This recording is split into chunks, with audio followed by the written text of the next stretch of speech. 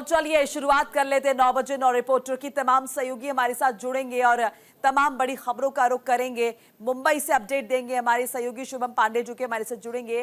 रांची से हमारे साथ राजीव मोहन होंगे, पीयूष शुक्ला भी हमारे साथ जुड़ेंगे, भावना सिसोदिया होंगी, हैदर अली अपडेट हमें देंगे। इसके अलावा कंचन कनौदिया भी हमारे साथ होंगे अपडेट साझा करने के लिए। नोएडा से भी हमारे सहयोगी हमारे साथ जुड़ेंगे, हरिशंकर और नीरज मिश्रा लखनऊ से अपडेट देंगे। विकास मिश्रा होंगे प्रयागराज से। ग्रेटर नोएडा से नरेंद्र ठाकुर भी हमारे साथ जुड़ेंगे। तमाम ये सहयोगी अगले कुछ देर में जो तमाम बड़ी खबरें आपके साथ साझा करेंगे, उस पर क्या ग्राउंड जीरो से अपडेट सामने आ रही है, उस पर चर्चा हम इनसे करेंगे। शुरुआत कर लेते हैं प्रधानमंत्री मोदी के साथ। पीएम मोदी का महाराष्ट्र दौरा है और महाराष्ट्र में 3 जनसभा करने वाले हैं प्रधानमंत्री मोदी। पीएम मोदी चिमूर जाएंगे, सोलापुर जाएंगे, पुणे में जनसभा करेंगे। महाराष्ट्र में 20 नवंबर को जो वोटिंग हो रही है, जो चुनाव होने हैं, उसे लेकर ये रैलियां हो रही है। महाराष्ट्र विधानसभा चुनाव के लिए हर बीतते दिन के साथ चुनावी पारा बढ़ता जा रहा है। पीएम मोदी महाराष्ट्र में लगातार 3 रैलियां करेंगे। ये भी बता दें कि पिछले एक हफ्ते में प्रधानमंत्री मोदी का ये तीसरा महाराष्ट्र का दौरा है। महाराष्ट्र की सभी 288 सीट्स पर 20 नवंबर को चुनाव होने हैं और उससे पहले भरसक कोशिश, भरसक प्रयास, हर मुमकिन कोशिश वोटर्स को साधने की, मनाने की, समझाने की कि एनडीए प्रत्याशी को क्यों चूज करना है। ये कोशिश भारतीय जनता पार्टी की तरफ से लगातार की जा रही है। प्रधानमंत्री मोदी भारतीय जनता पार्टी के स्टार प्रचारक इसी कड़ी में महाराष्ट्र का दौरा कर रहे हैं। तीसरी बार दौरा एक हफ्ते में ताबड़तोड़ तरीके से रैलियां प्रधानमंत्री नरेंद्र मोदी द्वारा।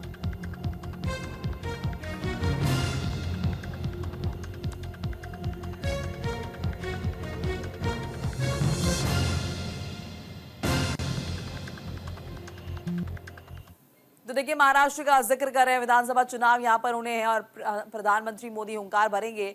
पीएम मोदी का तीसरा महाराष्ट्र का दौरा है। ये महाराष्ट्र में 3 जनसभाओं को संबोधित करेंगे प्रधानमंत्री मोदी। दोपहर 12:15 बजे चिमूर में जनसभा करने वाले हैं। उसके बाद दोपहर में 3:45 पर 3:45 बजे सोलापुर में जनसभा करेंगे और तकरीबन 4:30 बजे पुणे जाएंगे। पुणे की जनता को संबोधित करेंगे और एक बार फिर से तमाम जो लोग हैं यहाँ के उन्हें एड्रेस करेंगे और बताएंगे कि एनडीए के प्रत्याशी के पक्ष में वोट क्यों करना है।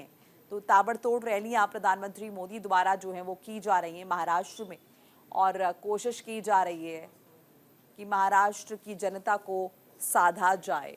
शुभम पांडे जुड़ चुके हैं हमारे साथ मुंबई से, हमारे सहयोगी। शुभम, 3 रैलियां हैं प्रधानमंत्री मोदी की और जिस तरह से हम देख रहे हैं एक्टिव प्रधानमंत्री मोदी और हर भरसक कोशिश कर रहे हैं कि महाराष्ट्र को साधा जाए।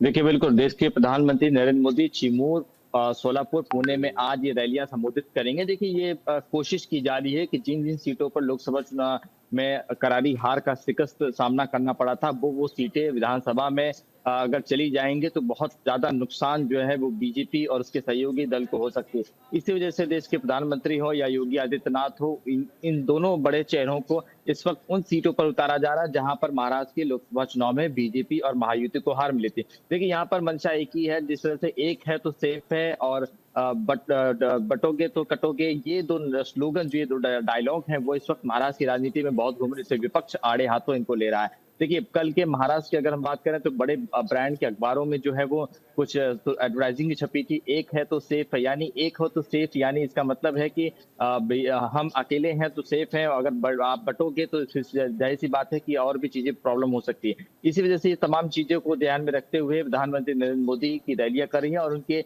रैली में विपक्ष जो है एक एक बातों को मुद्दा बना रहा है। जिन जिन बातों पे अपनी बातें रख रहे हैं, चाहे कांग्रेस का मुद्दा हो, चाहे उद्धव ठाकरे का मुद्दा हो या और भी अन्य चीजें हैं, उन सब बातों पर जो है विपक्ष आड़े हाथों जो है सत्ताधारी पार्टियों को ले रहा है। तो ऐसे में देखना होगा कि आज पीएम मोदी अपनी जनसभा में किन किन बातों को रखते हैं, किन किन बातों को सामने लाते हैं और किन किन बातों पर जो है ऑपोजिशन को, यानी जो सत्ता से बाहर है, उन पार्टियों पर निशाना साधते हैं। बिल्कुल शुभम, देखिए, अगर लगातार कहा जा रहा है कि एक रहोगे तो सेफ रहोगे और अगर बढ़ जाओगे तो कट जाओगे, यानी कि कहीं ना कहीं ये माने कि महाराष्ट्र में भी विकास के तमाम मुद्दे जो है वो पीछे हो गए, बैकफुट पर हो गए और फिलहाल एक ही कोशिश की जा रही है कि हिंदुओं के वोट बैंक को एकजुट किया जाए, एक साथ किया जाए। बिल्कुल, देखिए विकास का मुद्दा तो इस चुनाव में कोई बात ही नहीं कर रहा है, सिर्फ बेरोज़गारी की बात कर रहे हैं और इनका ब कह रहे हैं कि जाति समीकरण हो या हिंदुओं का वोट अपनी तरफ से कटेंगे तो बटेंगे, एक है तो सिर्फ विकास तो पिछले 2 साल और 2.5 साल, 5 साल में जो भी चीज़ें यहाँ पर हुई, जिन-जिन कंपनियों को बाहर ले जाया गया है, उन पर विपक्ष तो बात कर रहा है, लेकिन सत्ताधारी पार्टियाँ कह रही हैं कि हम नौकरी और देंगे, लेकिन बेरोज़गारी का दर सबसे ज़्यादा बढ़ रहा है महाराष्ट्र में। तो ऐसे में ये सारी मुद्दे तो छोड़ दीजिए, हिंदुत्व की बात कही जा रही है और किसी भी तरीके से वोट बैंक को साधने की कोशिश की जा रही है। लेकिन देखिए ये सारी बातें तो लोकसभा चुनाव में भी की गई थी। महाराष्ट्र में 48 सीटें थी, आपके पास आई कितनी 17 सीटें, बीजेपी कितनी सीटें जीती 9 सीटें। तो ये बातें तो लोकसभा में भी किया था, तभी भी आपको पब्लिक ने, जनता ने नकारा है। तो आप विधानसभा में इन बातों को कितना मुद्दा रखता है, क्योंकि ये स्थानीय चुनाव है, स्थानीय मुद्दों का चुनाव है, वो देश का चुनाव था। तो ऐसे में चुनाव में फर्क हो जाती है, तो बातों पे भी बहुत फर्क पड़ जाती है। अब देखना होगा कि क्या विकास के मुद्दे को छोड़ के या लोकल विकास के या उन बातों को ध्यान हटाकर हिंदू मुस्लिम की बातें करके क्या किस तरह से आकर्षित किया जाता है वोट बैंक को, ये तो आने वाला 23 नवंबर बताएगा। निश्चित तौर पर, लेकिन ये बहुत दिलचस्प हो जाता है शुभम ये समझना जानना कि बीजेपी जैसी बड़ी पार्टी, उनकी बाकायदा एक बड़ी रिसर्च टीम होगी जो कि चुनावों से पहले ये पता करती होगी कि यहाँ पे क्या मुद्दे हैं और किन मुद्दों पर खेलना है या फिर जनता के बीच जाना है। और उस रिसर्च टीम के रिसर्च करने के बाद भी, और हमने जिस तरह का रिजल्ट लोकसभा चुनावों में देखा, उसके बाद भी अभी भी ये मुद्दा जो है कहीं ना कहीं भारी पड़ता हुआ नजर आ रहा है और इसी एक लाइन पर पार्टी लगातार बनी हुई है।